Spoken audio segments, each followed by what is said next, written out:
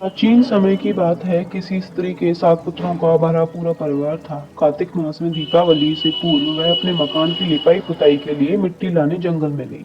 स्त्री एक जगह से मिट्टी खोदने लगी। वहां सेई की माँ थी। अचानक उसकी कुल्हाड़ी सेई के बच्चे को लग गई और वह तुरंत मर गया। यह देख स्त्री दया और करुणा से भर गई, किंतु अब क्या हो सकता था। वह पश्चाताप करती हुई मिट्टी लेकर घर आ गई।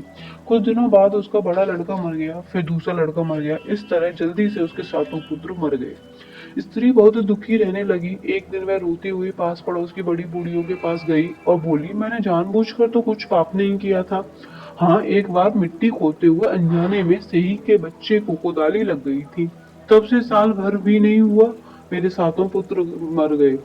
उन स्त्रियों ने उसे धैर्य बनाते हुए कहा, तुमने लोगों के सामने अपना अपराध स्वीकार कर जो पश्चाताप किया है, इससे तुम्हारा आधा पाप धुल गया है। अब तुम इस उसी अष्टमी को भगवती के पास से ही और उसके बच्चों के चित्र बनाकर उनकी पूजा करो। ईश्वर की कृपा से तुम्हारा सारा पाप धुल जाएगा। फिर पहले की तरह पुत्र प्राप्त होंगे। उस स्त्री ने आगामी कार्तिक कृष्ण अष्टमी को व्रत किया और लगातार उसी भांति व्रत पूजन करती रही। भगवती की कृपा से उसे फिर 7 पुत्र प्राप्त हुए। तभी से इस व्रत की परंपरा चल पड़ी है। जय हो।